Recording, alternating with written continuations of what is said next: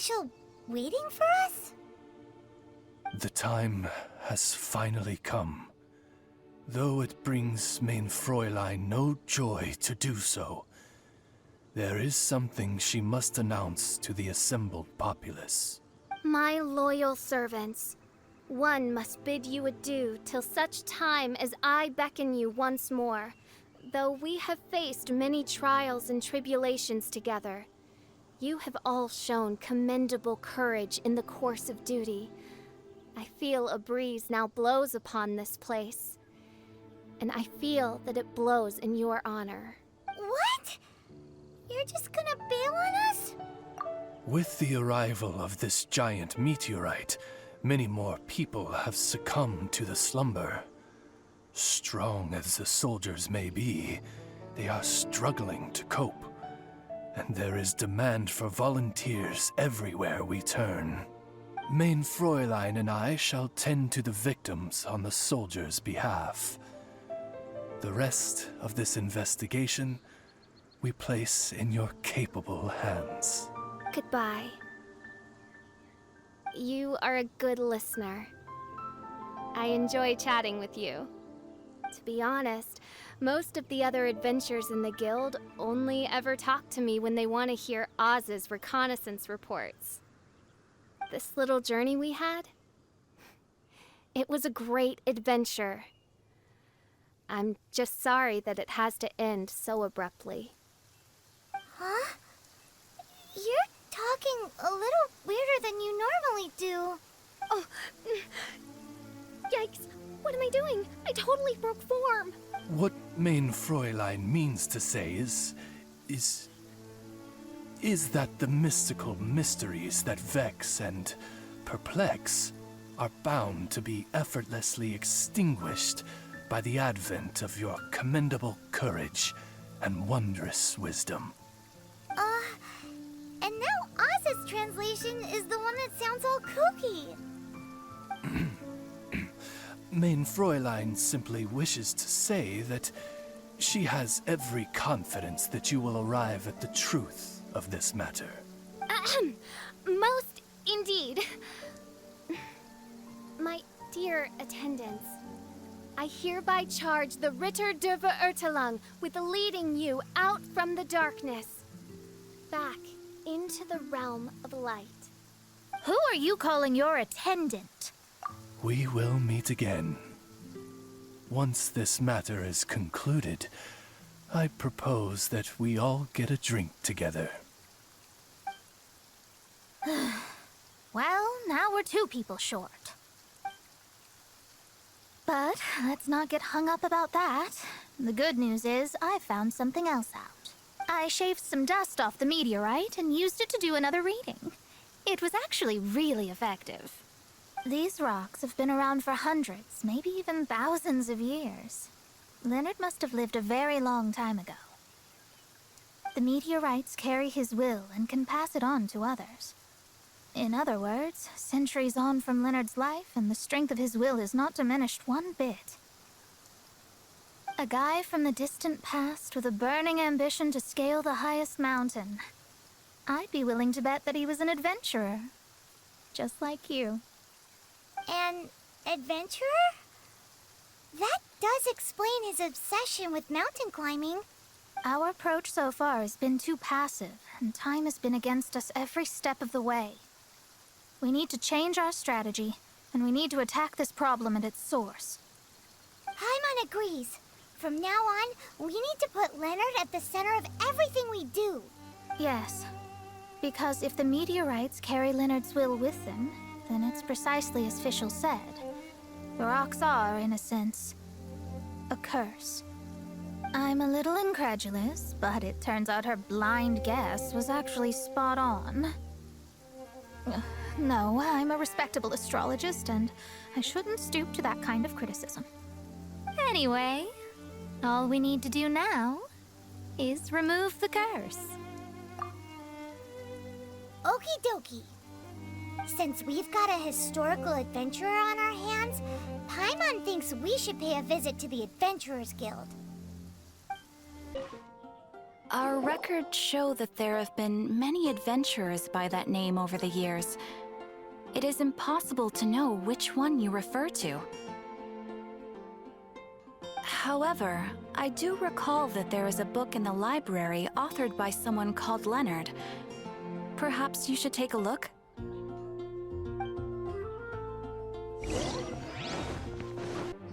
Author Leonard. Where are you, Leonard? Aha! Gotcha! The index says that Leonard's book should be in the northwest corner on the top floor of the library. Northwest corner. Should be right over there.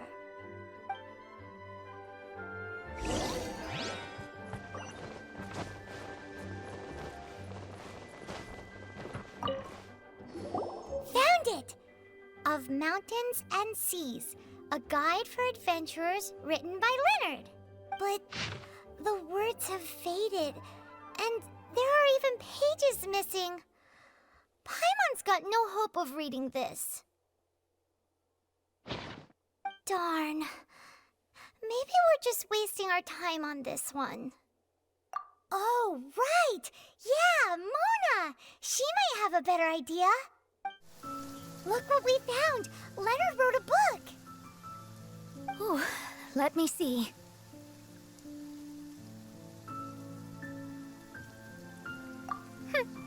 I could have predicted as much. Your average astrologist would definitely give up at this point. But I am Mona, progenitor of the future of astrology. Nothing can stand in my way. I simply need to deduce the missing portions with my astrolabe, write them in, and then decipher the text. Finished at last. So what does it say? Just as I thought. Leonard was an adventurer who lived 2,000 years ago. His lifelong dream was to reach the summit of a mountain called Pylos Peak. 2,000 years? So the constellation that caused the meteorites is from 2,000 years ago? Somehow, for some reason, this constellation was summoned down from the sky. I suspect that the Fatui have something to do with that part. Paimon thinks so too. Whenever something shady happens, you can bet the Fatui are involved. The meteorites harbor elemental energy, which radiates out and lulls people to sleep by some means akin to hypnosis. And if I'm guessing correctly, there should be some sort of core meteorite among the bunch, within which is a crystal that harbors Leonard's spirit. Well, if I were Leonard, I would want to make sure the core lands right on the snowy summit that I never made it to while I was alive. So the core should be at the top of Pylos Peak? Where is that? Paimon's never heard of it before. It's the first I'd heard of it too. So I compared the map from the book against the current topography of Mondstadt. Apparently, Pylos Peak no longer exists. Are you trying to say that the tallest mountain Paimon's never heard of just disappeared?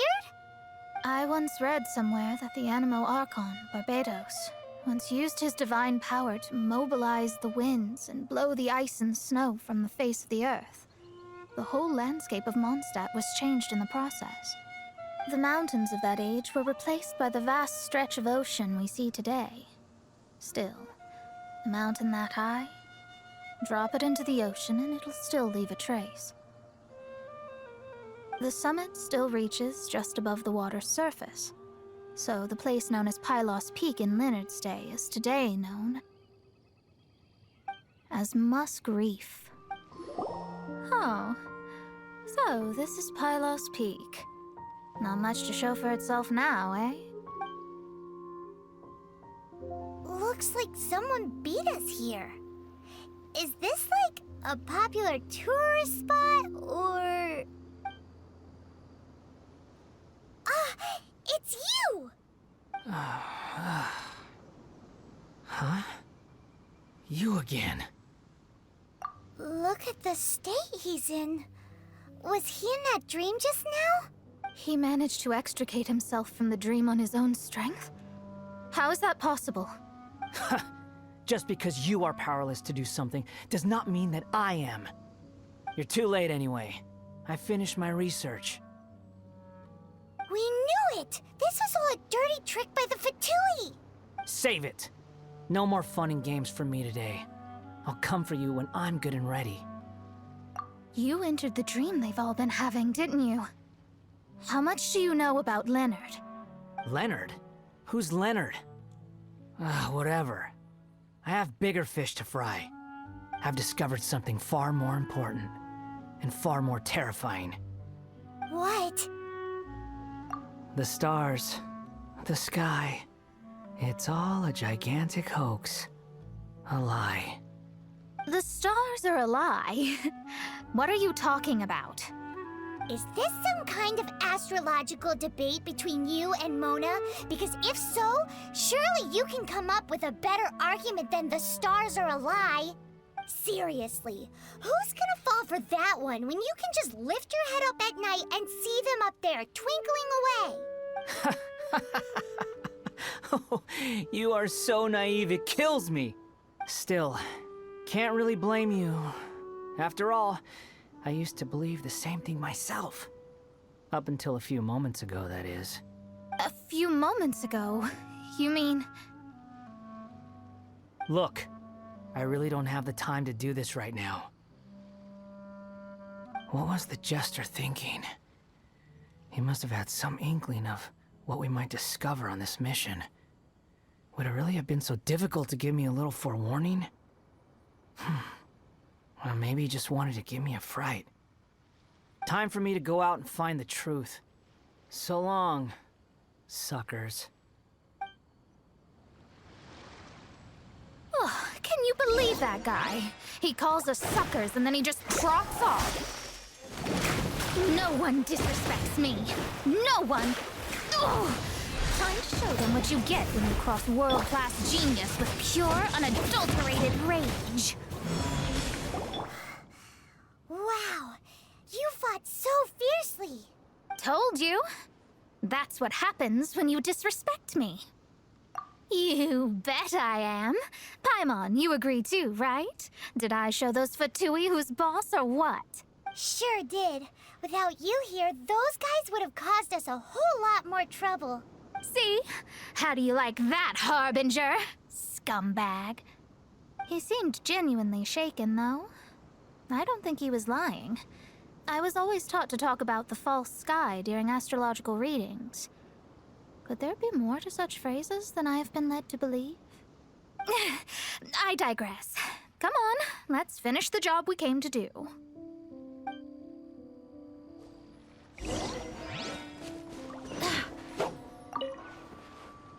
Whoa, this must be the core. It looks totally different from all the other meteorites. It's way more shiny.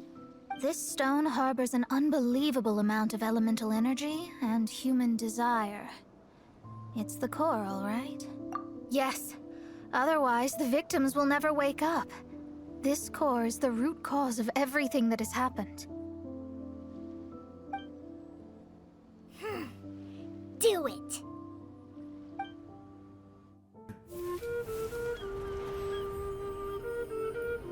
With ropes, we can scale mountains. With boats, we can sail the seas. By age 40, I had conquered every last domain. Pylos Peak alone defeated me. As an adventurer, and well, maybe in other ways too. Now, I am approaching the end of my life. Many times I have sat and stared up at that peak as the boundless snow slowly engulfed me. It is a beast without weakness, the merciless face of the world. It fills me with fear. And when an adventurer loses courage, they can no longer climb mountains. My mountaineering days may be over, But I have a greater ambition now. Humans create tools to conquer nature, and when nature conquers them in return, they create better tools. Where our legs cannot take us, maybe our tools can. And when tools fail us, perhaps wings can carry us instead. My dear friend, I leave you my designs for the wings of incompletion. Against the unknown, humanity stands as one. To be alive is to seek, to set foot in every place that the eye can see. I have little time remaining, though the wind has not yet come for my soul. But between us and your children, students, and friends, I believe that someone will reach that place at last.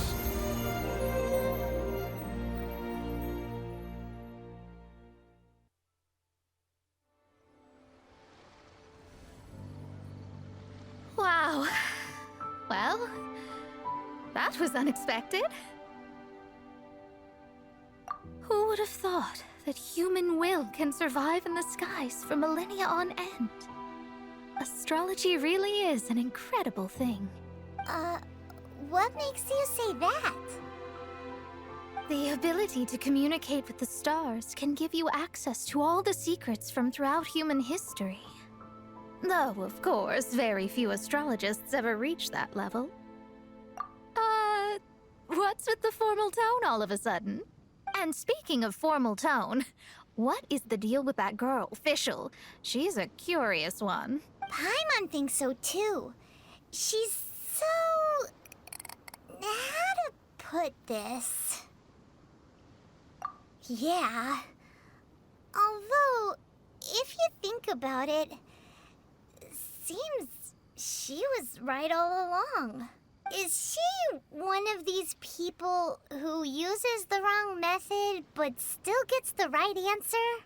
You may well be right. Even so, Paimon thinks that the most surprising thing of all was how Pylos Peak turned into a teeny tiny little island. A mountain of yesteryear now sits as an island in the sea. Almost anyone from Mondstadt could reach it now, just by jumping in a boat. In other words, everyone can climb Pylos Peak now. Do you think Leonard would be happy about it? The situation with Pylos Peak might be a bit of a shock. But now, with the help of the Animal Archon, the people of Mondstadt are able to glide. With wings, people can travel further and higher than ever before and explore new and unknown places. The victims should finally start waking up now that we've dealt with the core. And we have finally finished our commission from the Adventurers Guild.